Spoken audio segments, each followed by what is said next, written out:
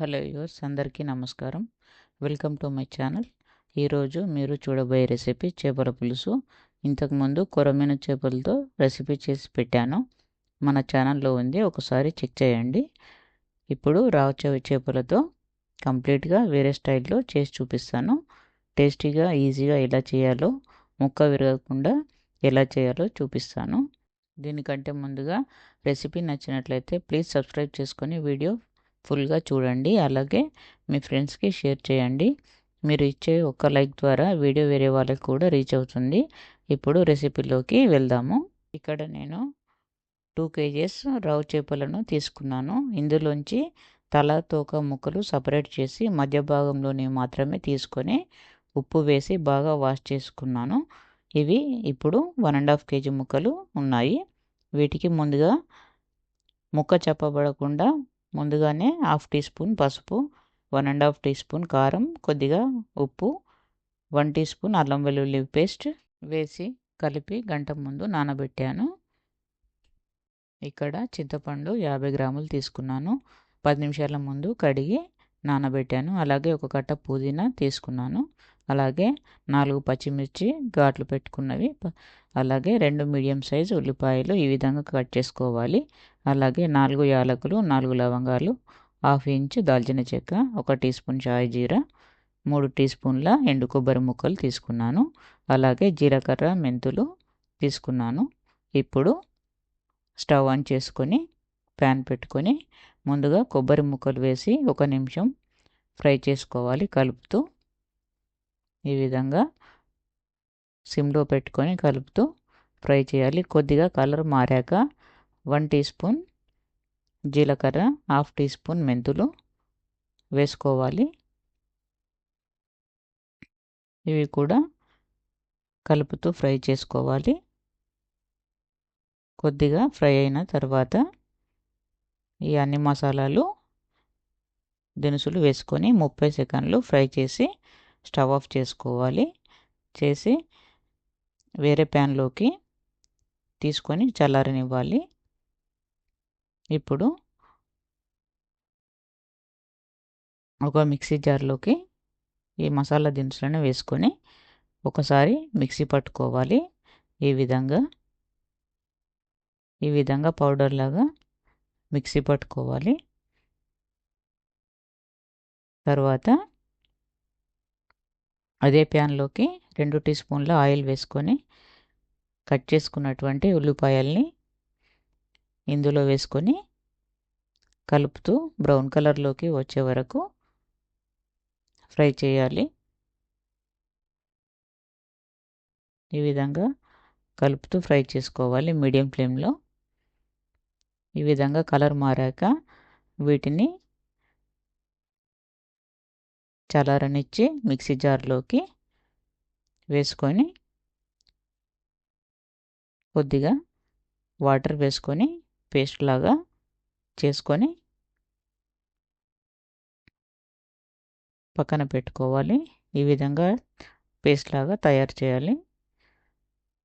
ఇప్పుడు stove on చేసుకొని ఒక వెడల్పాటి గిన్నె తీసుకోవాలి. ఇప్పుడు 4 నుంచి 5 టేబుల్ స్పూన్ల ఆయిల్ వేసుకొని 1 టీ స్పూన్ జీలకర్ర వేసుకోవాలి. ఇలాంటి కర్రీస్లోకి ఆయిల్ ఎక్కువగానే పడుతుంది. కొద్దిగా ఉల్లిపాయలు వేసి ఫ్రై చేసుకోవాలి బ్రౌన్ కలర్ వచ్చేంత వరకు. తర్వాత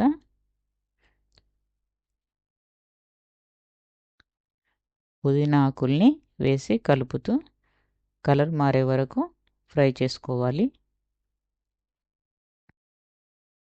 ఇప్పుడు 1/2 టీ స్పూన్ అల్లం వెల్లుల్లి పేస్ట్ వేస్తున్నాను. అలాగే 1/2 టీ స్పూన్ పసుపు వేసుకోవాలి.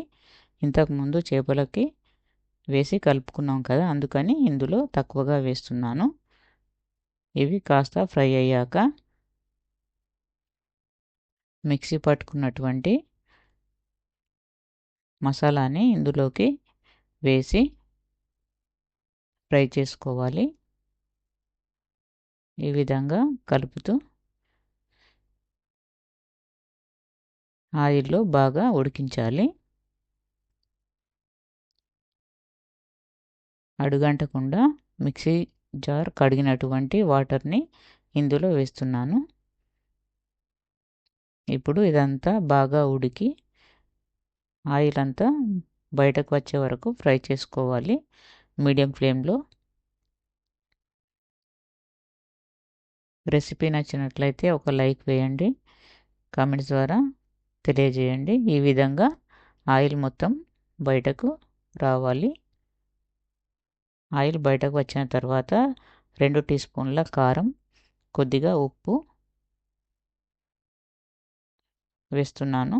ఇంతకుముందు చేప ముక్కలకి కూడా కారం ఉప్పు పట్టించాం కాబట్టి ఇందులో కొద్దిగా తక్కువగా వేస్తున్నాను. ఉప్పు కారం మసాలాకి పట్టి ఆయిల్ బయటకి ఈ విధంగా వచ్చే వరకు ఉడికించి ఇప్పుడు చింతపండు గుజ్జును వేసి ఇంకాస్త వాటర్ వేస్తే వేసుకోవచ్చు, లేదంటే ఈ థిక్నెస్ సరిపోతుంది అనుకుంటే ఊరుకోవచ్చు.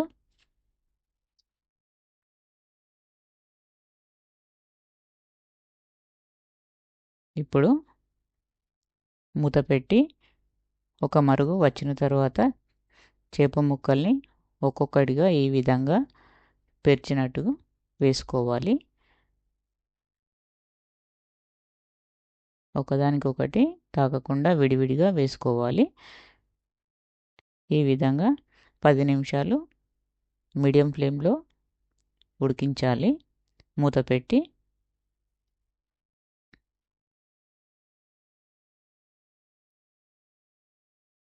రెసిపీ నచ్చినట్లయితే కామెంట్స్ ద్వారా తెలియచేయండి.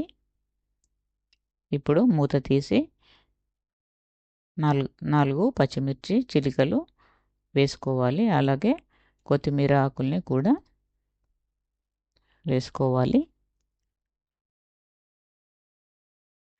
ఇప్పుడు మళ్ళీ మూత పెట్టి ఇంకొక 5 నిమిషాలు ఉడికించుకోవాలి సిమ్లో పెట్టి.